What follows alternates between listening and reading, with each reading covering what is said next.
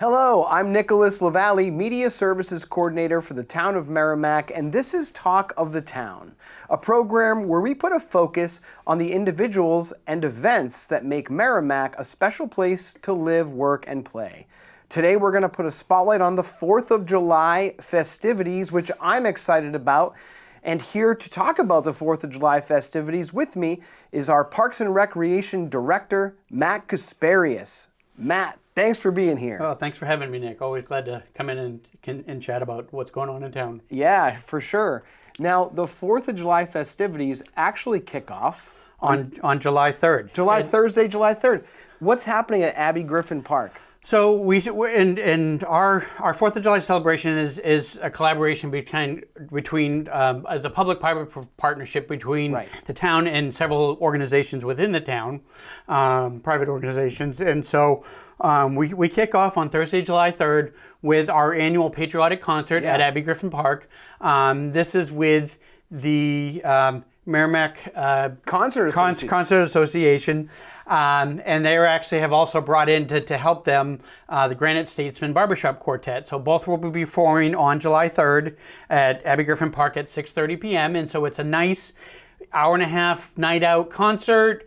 And people can bring lawn chairs. Bring lawn chairs. People bring dinner. The Concert Association will always does they sell root beer floats. That's just it's a fundraiser for. I just heard about that. The Concert Association. This morning I was kind of reviewing everything we're going to talk about. I did not know there would be root beer floats available Thursday, July 3rd at Abbey Griffin Park for the Concert Association's patriotic concert. Now people can park here at the town hall parking lot and just walk down the hill to the park.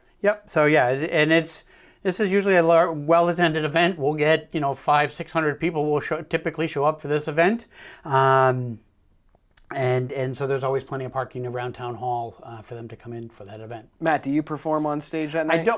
Sort of. I do announcements and things, so I MC a little bit, but I'm not singing out there myself. Great. So that's Thursday, July 3rd, beginning at 6:30? 6:30, but folks can come a little earlier, obviously, claim a good spot and get comfortable and enjoy that concert. So that's on Thursday, July 3rd. Correct.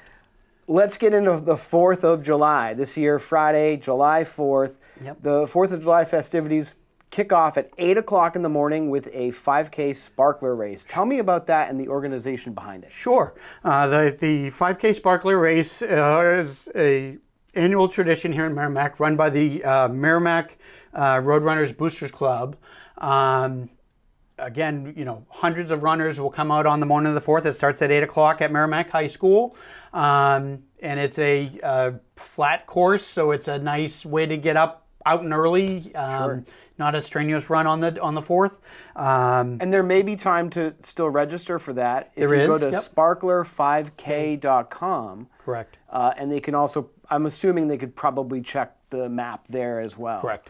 If they're interested. So that happens at 8 o'clock, but around the same time, from 8 a.m. until 11 a.m., there's the pancake breakfast at the high school. Tell me the organization behind the pancake breakfast, Matt. Sure. The pancake breakfast is run by the Merrimack Rotary Club, and again, another annual tradition.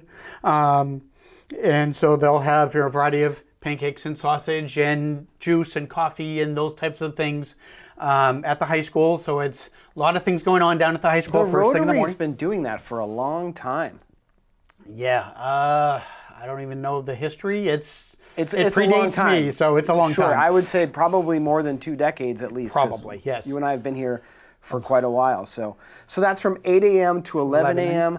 I know that there's a cost involved with that, but they could look at the Rotary's website or maybe the Parks and Recreation website to see how much a pancake breakfast is. But that's a long-standing Merrimack tradition from 8 to 11 on the 4th of July at the high school. Correct. Matt, when I think of 4th of July, I instantly think 4th of July parade. And that kicks off at 1 o'clock? Correct, 1 o'clock. And, we're fortunate to have one of the largest 4th of July parades in New Hampshire. I didn't know that. Last year, we had more than 1,400 people in the parade itself. Wow. It was 72 groups last year. And it's a wide variety. We've got clowns, we've got marching bands, we've got community floats, we've got... I was looking at the list earlier. I'm actually going to look down at my notes because I don't want to leave anyone out Absolutely. that I wrote down. Cracker Jacks the Clown. Yep. The Merrimack Girl Scouts. Yep. Broadway Bound Dancers. Cub Scouts. Laura's World Fun. And I think I pulled those names just because we're familiar with these organizations because we've seen them at the holiday parade, but we've also seen them here at Merrimack TV. Laura's World Foundation, Laura's World Fund rather, I know that was the organization who made the new concession stand at the football field possible. You know, we cover so many sporting events on Merrimack TV. That's how we've come to know folks like Laura's World Fund. But really, it's a who's who of people and organizations that are involved in Merrimack. So it was great to see those familiar names and then some names I didn't recognize. And that's probably one of the other fun things about a 4th of July parade.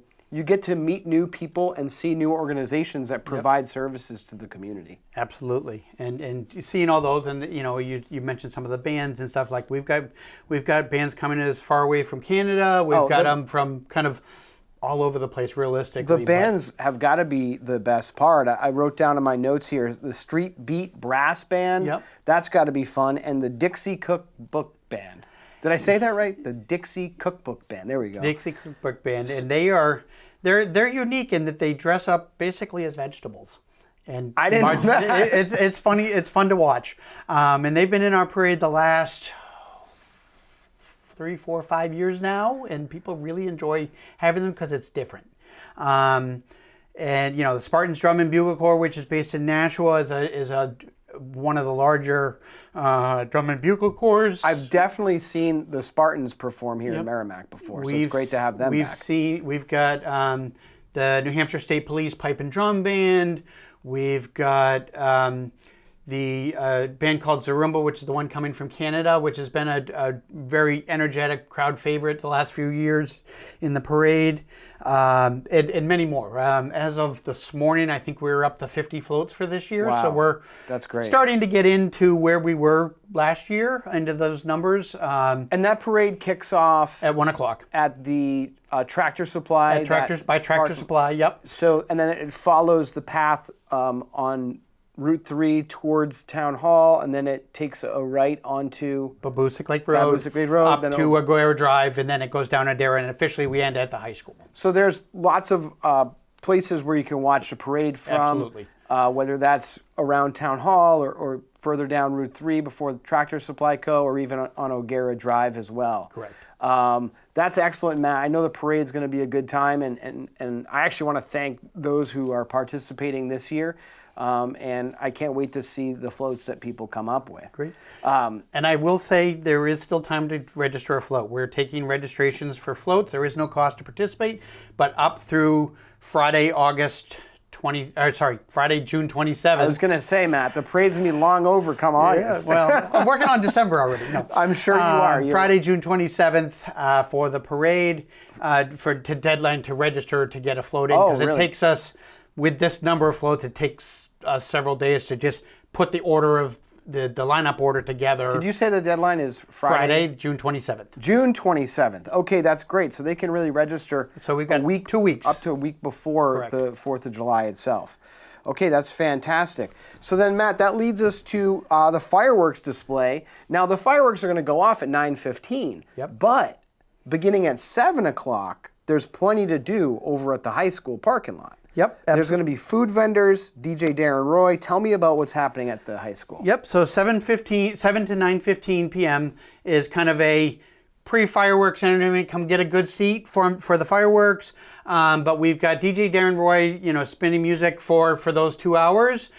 He's also setting up some carnival games and booths and activities, just all free stuff, to down at the things to do while you're waiting for your time. And then we're working on finalizing. We've got a number of food trucks coming in. There's 8 or 9 on the list, I think, at the moment. So come hungry. So come hungry, and there'll be, ice cream and slushies and hot dogs and a little bit of everything. So that's great. I think people often think, what time are the fireworks? 9:15.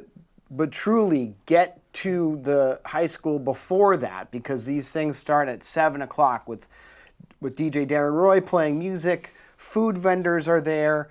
That's a great chance to kind of socialize, catch up with friends, maybe make some new friends as well. Absolutely. And I'm sure they can park at Town Hall. They could walk down towards the high school.